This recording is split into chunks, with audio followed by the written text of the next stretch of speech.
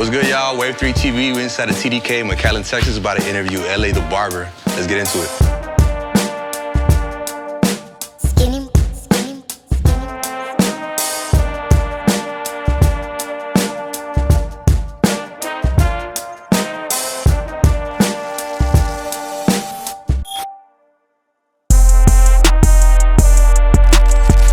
Good, man. Appreciate you inviting us over and letting us get your interview in, man. I appreciate you for coming, bro. So this place has been here for a hot minute. I've been wanting to get you on the pod and shit. So if you could give us a tour real quick, man, that'll be dope. Yeah, man. So welcome to TDK McAllen.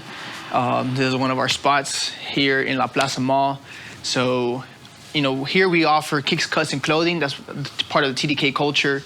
If you want to follow me this way. For sure, man. Starting off with just our clothes. Here we have the latest drop. I'm wearing it right now.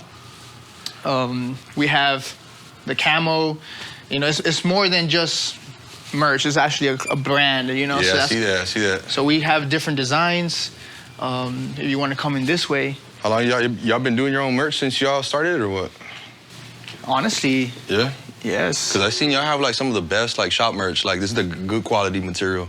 Yeah. It's that thick, honestly, the heavy. Honestly, I wouldn't even call it merch. It's cut and sew. So like this is not like a blank that you can just buy. It's designed. Yes, literally a manufacturer came in and he started just cut up, and then put on the extra stuff, embroidery. Nobody else could get the same cuts or designs. That's crazy. Yeah, so that's the main thing for us, right? Is being able to display who we are through our clothes. For sure. Coming over here, we have the kicks.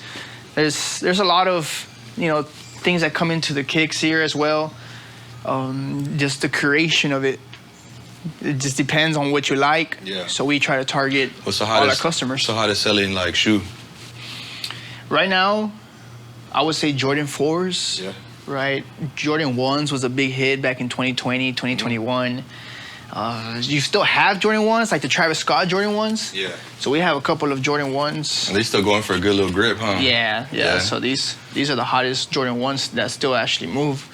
Especially like the Phantoms. Oh yeah, those are crazy. Yeah, the all black Phantoms. These are nice too. So as far as shoes, yeah, definitely the top selling shoes right there. For sure, bro, for sure. Yeah, you got a bunch of crazy kicks in here, man. I remember when y'all first started, man, it was just like this wall right here, if I'm not mistaken. Yeah. And then now you got like this whole, this clothes and stuff. So it's crazy to see the growth and stuff, man. Yeah, it's been a journey. Yeah. It's definitely been a journey. Crazy. When we started off, it was not what you see right now. Yeah. There's a lot of brown, a lot of wood. The shoes were in the back. It was behind showcases, so you couldn't just approach it and just pick it up. And then it was inside a showcase back in the day, but we changed the customer experience. So now you can have like a personalized feeling to it, to where you can touch it, wear it, Hold on to it, yeah. And how is like all this president stuff with people, like most of the clients here, like so a lot of them are from Mexico and stuff. Has that like affected y'all recently or? Honestly, in January it did. Yeah, it definitely did. Less customers coming in just because of the fear. Yeah. So we're in South Texas, so we do have a lot of customers that are immigrants, right? Or they're out here working but not having that permit to work. So, having that threat, or if they feel like it's a threat, which, it could slow down the traffic for sure. But yeah, we've seen it. We've seen it. I'm not gonna lie, we've seen it. Yeah. Let's take a look at the rest of the store, man. Yeah. What else we got? So over here we have more clothing that's not our brand. We have the hottest streetwear fashion that you can find. This is where you'll find it. We have from Off-White. We have Off-White. We have Godspeed. We have Bape, Antisocial, and then other brands that you can't find anywhere. Right? It's not mainstream type stuff. It's more underground, but it has its own hype. So like which ones, for example, like Hellstar? Well, Hellstar is still, it's kind of already kind of mainstream, but like, we have, Prestige. Prestige is a really good one. We have, this is probably one of my favorites. Let me see where it's at. Oh. You're putting us on game right now, bro. Man. So this is my boy G3 from Deluxe Hills. Oh, that's fire. Yeah, this this one has like the cut on it. again, it's all cut and sew. So it's not just blanks that you can buy. It's all created to that look for streetwear. Nice, bro. And your personal style, like what's your rotation look like? In clothing? Shoes, clothing. Bro, it's always changing. Yeah. It's always changing. Fashion is always changing. The trends are always changing. So as long as I stay on the hottest trends, that's my thing. So I just keep rotating. It's never the same. Do you feel there's like pressure as someone who owns a shoe store and like has like access to all this stuff to always be looking fresh? Like, do you feel like that pressure? Does it just say I'm gonna wake up and I'm gonna put this on type of thing? I wouldn't say pressure. I would just say it's a lifestyle. Yeah. So I don't feel like it's pressure. It's always been something that. I got you. You know what I'm saying? Yeah. So I wouldn't say it's pressure. Now, a lot of people don't know that I'm the owner. Yeah. And most of the time, I never say I'm the owner. If there's ever a situation in the barbershop or in the store, I would always say I'm the district manager. Yeah. I manage a couple of stores. How can I help you? But I never present myself as the owner unless it's like a person that already understands business or we're on the business level to where I can speak to him as an owner. I got you. Yeah. That's crazy, bro. And how long have you been in like a part of TDK? I got hired with TDK 2018. So I came in as the barbershop director for the company. At that time, TDK had 7 locations by the time I came in. Yeah. So, it's since 2018 to now, I've been here. For sure, bro. Rocking with it. That's what's up, man. That's what's up. It's a lot more to come too, huh? Y'all are great. Always open up stores. Like, almost like every couple stores every year type of thing? Yes. We open stores, we close stores, we go into markets, we get out of markets, just depending on, what the opportunity is at that time. Sometimes it does well, sometimes it does great. Right? And then whenever it doesn't do as well as we anticipated, we just say, you know what, we got to move on to the next. For sure. Right? But for the most part, we always make an impact. And that's the main goal, is to make an impact in the community and just network and just, build off of, where we're at the moment. Nice, bro. Yeah. Let's see what else we got, man. What else? I show you the kicks. I show you the clothing. Over here, we have the barbershop. Is this something y'all integrated towards like recently, or y'all have always had a barber shop in here? So in 2010, TDK was a retail sneaker boutique. When the founder, right, he was, obviously working the stores at that time, building it up. He started to get a demand for haircuts, freshest fades. And so he would always, recommend barbershops that were popping at that time. Yeah. Whenever and understanding the customer, right? Whenever a customer is always asking for something, you're always gonna be able to supply it and demand, right? So supply and demand. So once we, figured out that the customer was in need of that, that's what we supplied. Nice.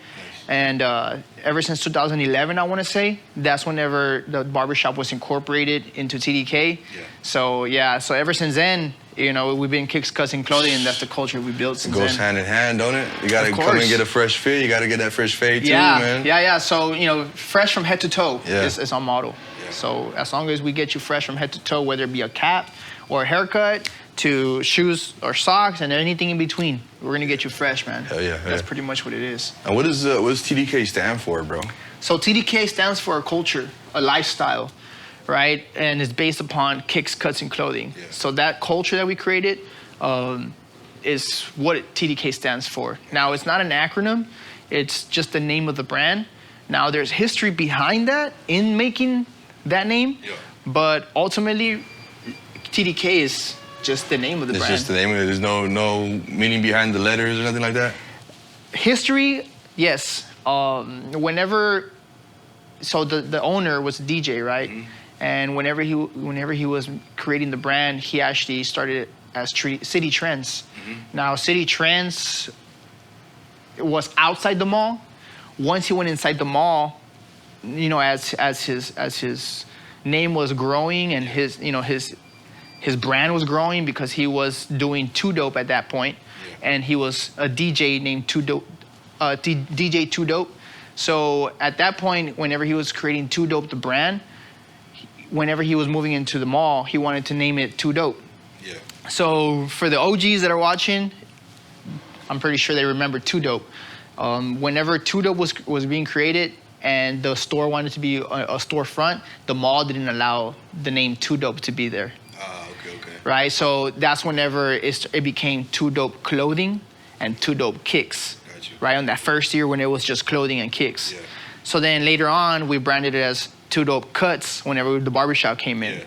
The only thing that it got a little confusing on the marketing side because first of all, Too Dope is a whole different brand. It's a streetwear brand on its own that stands on its own. It's a, Hispanic, Mexican American growing up in Texas. So it's all Texas culture and roots of Hispanic world, Mexico, right?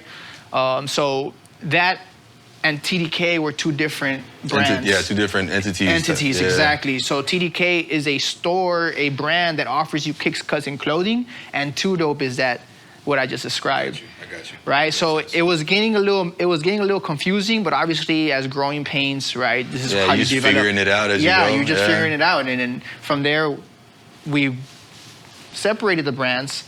TDK. Whenever we talk about clothing, we bring streetwear brands.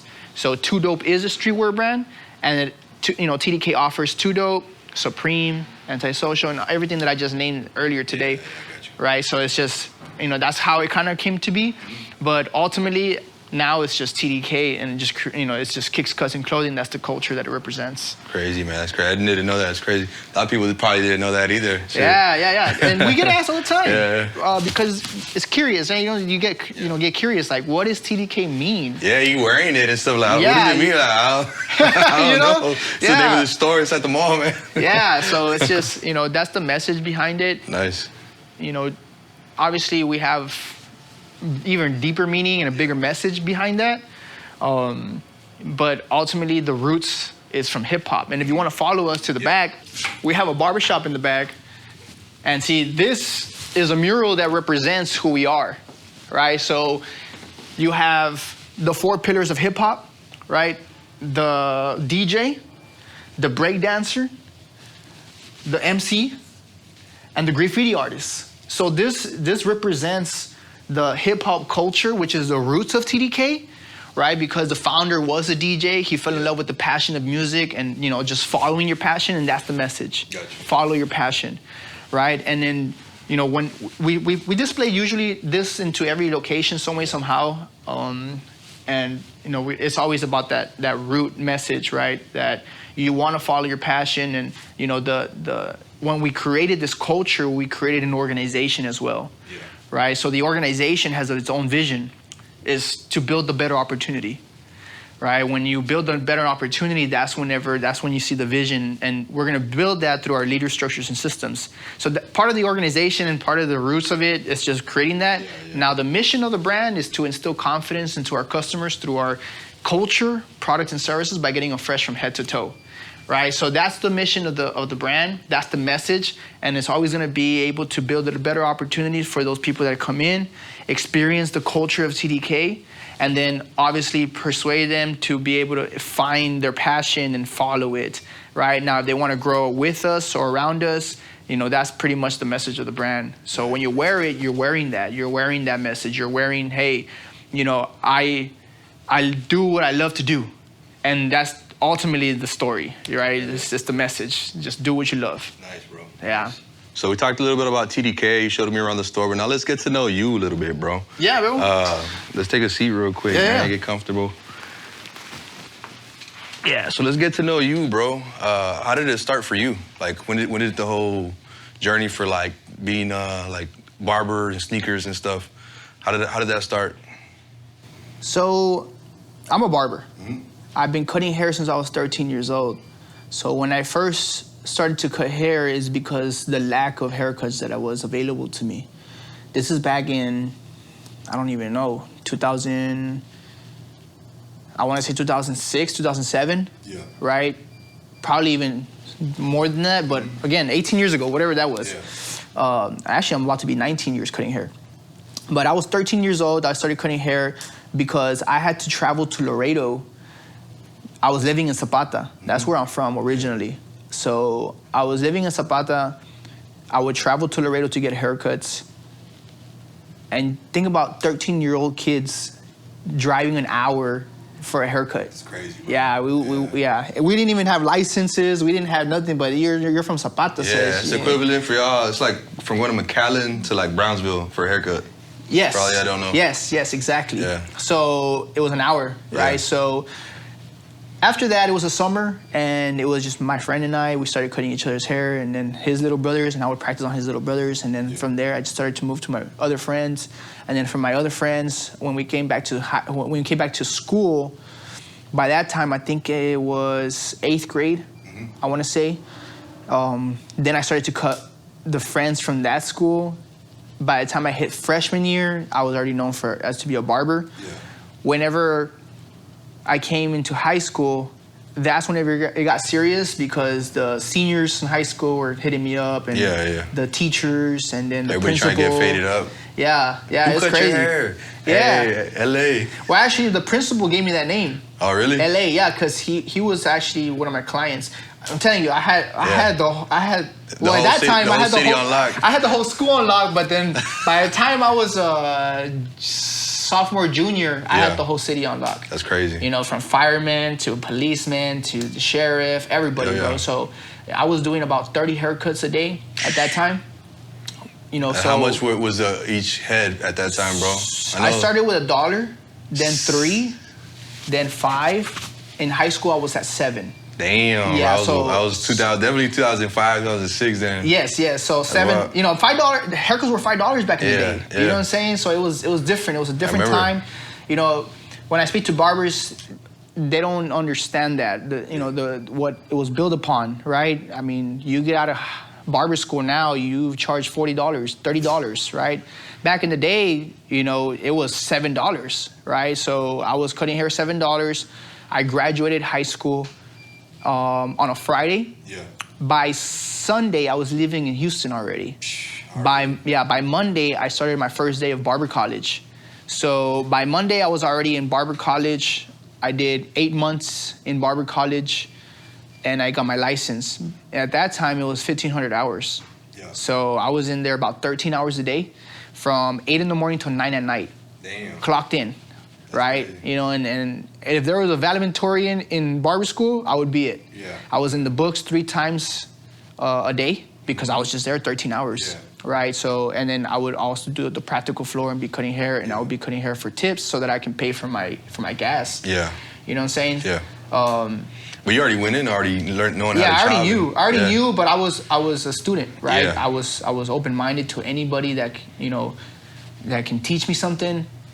You know, I would look at people and their strengths, and I would just be a student to them, and they fuck with that, and they saw me as like, because I was an 18-year-old little kid, you feel me? So I was out here with people that are straight out the pen. Yeah, for sure, right? bro. Like, it just, bro, like. I already experienced life and shit. Yeah, I already experienced life, and like, so I came in just humble, like, you know, teach me.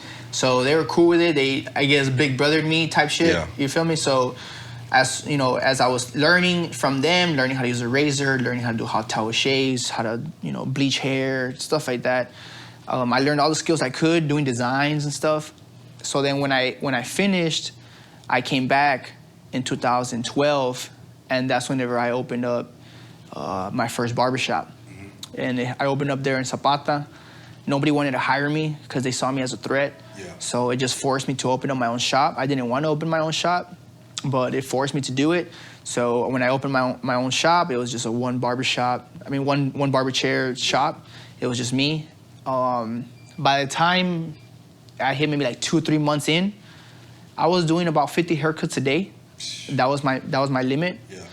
I created a culture in Zapata to where, because there was no appointments back in the day. There was no social media. There was nothing that you can just book, So people would just walk in at 9 a.m. They knew I was there. And I consistently hit 9 a.m. every day, like every day that I was open, right? I was in there, and they knew I was going to be there. So, so lines started to form, right? So the biggest line I had was I remember it was County Fair 2013. And I had 72 people waiting outside before 9 o'clock. Yeah. So they camped out since 12 a.m. or 11 p.m. the day before. What the hell? Yeah. I have, pictures and videos of this. Bro. Yeah. So, they camped out and they waited outside in their folding chairs, and they were just like a sneaker drop, like a sneaker release. Like a sneaker release, because it was an important day for Zapata. It was the county fair, right? So they wanted to be fresh. Everybody's watching. And what barbershop were you working out of at this time? This is my own shop. This is your own shop? Yeah, wow, I opened up. I opened up my own shop, and my bad. Yeah, and as soon as I hit 3 months, I was already at 50 haircuts a day. So 72 people before I even opened, and I just had a waiting list. And you were renting out chairs too, like to other barbers? At that point, no. At that point, no. But then I needed help, so I started to build barbers there and just train people, and I guess moving on. I mean, I guess the rest is history. I've done a lot. But I mean, I guess just to explain who I am, I'm L.A.Barber. I'm a barber. I do have a long barber career, but I always knew that was just the beginning. Yeah. From there, I put myself to the test and I started to compete. So moving forward, I competed in every city that you can think about. Yeah. In Texas, that's big. Mm-hmm. Then from there, I ventured off to surrounding states. And then I went to what people call the Super Bowl barber battles. Mm-hmm. And there was not one barber battle that I would go in there, like a competition of barbers. There was not one competition that I would go that I did not win in. You know what I'm saying? It was like, as soon as I walk in the door, it's like, it was automatic. It's like automatic. You got to settle for second place. Yeah. You feel me? It's like, that's that's how it was. Whenever I went to Connecticut, which is the CT Barber Expo, that's whenever I won in 3 different categories. And that was against the best barbers at that time, from pretty much around the world, like Puerto Rico, Colombia, I remember. That's crazy. Europe. The whole barber scene, it was big, bro. Yeah. That wave, I went into barbering before the wave, right? And I was there at the wave, so. You experienced it all from the beginning, to now. Yeah. If there's barbers out there, seeing, I was there with A-Rod the barber, Marcus, which is P. Diddy's barber. Yeah. But the big names, right? It was big names. I was there with them at the battlefield, pretty much. Right, but I didn't pursue the Instagram life. Right, I started to get more grounded into business, understanding business. So I started to, market myself as an educator. When I did that, I saw an opportunity to do more with that because I was getting hired by, Supercuts, Master Clips. I was getting hired in barber battles to do educational courses, being judges now. So that they took me out the field and just now judging. Whenever I did that, I said, you know what, I can open a barber school, right? So I came back to barber school, and I went to barber school here in Westlaco to get my instructor's license. Yeah. Whenever I got my instructor license, I came back to Zapata, and then from there, I was gonna go to Laredo to open up a barber school in Laredo. That's what, at this time, since 2013 to that time, 2016, 17, I was already speaking to the founder of TDK, right? He was my mentor at that time. We were always talking business, and I would go to Laredo every weekend. So I would just meet up with him at the mall. Yeah. And we would just discuss business and just the barber scene, and, because we were really tapped in. So from there, I was gonna open up a barber school. I was gonna sign the papers to get the lease. Yeah. That same day, a barber school hired me to do an education class. Not a barber school, I'm sorry, a beauty school. It was called Chi Academy, but still is there. Yeah. Whenever I did the class, they offered me a position to be a barber instructor because they're gonna open up a barber school. Yeah. And I was like, well, that's crazy. I'm literally here today to go sign a contract to open up a barber school. But I'm open-minded enough to see if we can work together instead of trying competing. Right. I'm always open to business, right? For sure. So it's got to make sense, right? And I know it's gonna benefit both. Yeah. So let's grow. So came back the next day, and I had already contacted the founder. I was like, hey, yo, they're offering me this. Like, what do you think? And he was like, well, let's see what they say. Okay. So then after I got out of that meeting, it just ended up being to where we couldn't come to an agreement to be equity owner. They wanted me just to be an employee. And it was a thought, but, ultimately, he told me, if you're even thinking about joining that team, like, why wouldn't you just join TDK? You know what I'm saying? Like we're already 7 barbershops in. The vision is to expand to a level that nobody has gone. Mm-hmm. And that's whenever it clicked to me. I was like, I've always been part of TDK, but we've always been able to work together. It's like, I saw the vision, and I seen the vision since before that. It's like, that was an inspiration for me whenever I was already speaking to him, right? Yeah. So I said, you know what? Let's do it. I'm open to it because I want to learn, I want to grow, and you're already there, right? So it's kind of like, you're putting me in a position to where I manage 7 barbershops already, to where that's going to be my future regardless. Yeah. Right? So it's like, okay, let me go ahead and do it. Let's go. Let's do it. That same day, I told him, yeah, let's go. Yeah. So he's got to make quick decisions on the fly, bro. That's something that I recommend anybody do. Mm-hmm. Whenever you see an opportunity, is because it's God-given, bro. Yeah. Right? When you put your attention to what you want, and you're working on goals to get there, opportunities come in, and you need to be very sensitive into that voice, to where this is what you've been looking for. Yeah. It's not how you wanted it, right?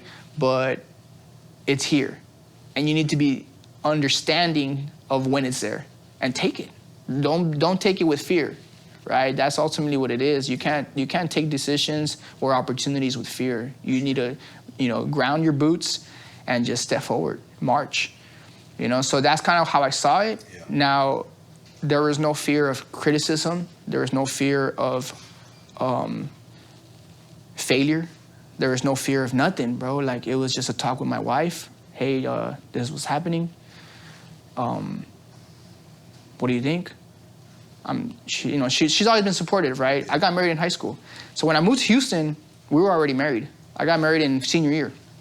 Right, so she was down with me throughout the whole journey of barber school. Mm-hmm. She was down with me throughout the whole journey of opening up the first shop and the second, and taking in this decision and going to TDK. She's always been my support system. So, whenever I had to make that decision, I first definitely had to make that conversation with her, because it's important for me, yeah. And it's important for our family. And from there, when I got the green light, yeah, I support you for whatever. All right, let's go. So the next day, joined the TDK, and the rest is history, bro. Yeah. Damn, within the first year, this was October 2018. Within the first year, I had converted my barbershop. Well, I had obviously worked my ass off. I literally, you have no idea. If I was working 13 hours a day, yeah. I was doing 16 hours a day, 17 hours a day at TDK, right? Because it was just so much to learn, bro. 7 barbershops. It was not the same just handling 1 or 2, right? Yeah, for sure. So from there, I learned everything I needed to learn. I grew within the company. I understood what it took to run a team, put my 2 cents into, developing training courses, handbooks, barbershop apps and structures and systems on the barbershop side. I was working alongside with the sales manager, right? So basically he was taking care of everything on the retail side, and I was working with him with his managers and my managers of barbers, and right? So I started to tap into retail a little bit more into it, but I wasn't obviously overseeing it as much. So I learned all that. I converted my barbershop into a TDK in Zapata. Mm-hmm. Obviously, there's a lot of criticism, like, hey, why are you doing that? Like, you're already 6 years in, like, you invested all this, like, why are you gonna build another name, right? Like, all those things, right? Yeah, for sure. I'm cutting hair, right? So they don't see the vision, and I don't expect them to, because it's my vision, right? So it was okay, but I converted into TDK. Mm-hmm. Then from there, that's whenever I purchased McAllen, the one we're standing on right now. Yeah. Right, so when I purchased McAllen, this was 2019 in September. So it was within the year of starting with TDK, and before October from 2019, I already had 2 TDKs. I was already in. We were rolling. Mm-hmm. 2020 hits, and boom. It's COVID hits. So COVID hits, and from there, again, it's just the rest is history, bro. Like, we build it to what we build it now. You know, we're growing. Again, we've opened up plenty of stores since then. We've closed down plenty of stores, and that's what it is, bro. What advice would you give 12-year-old LA, if you could? So at 12, I mean, I grew up fast, right? 12-year-old LA, it was a dark moment, right? It was a very dark moment.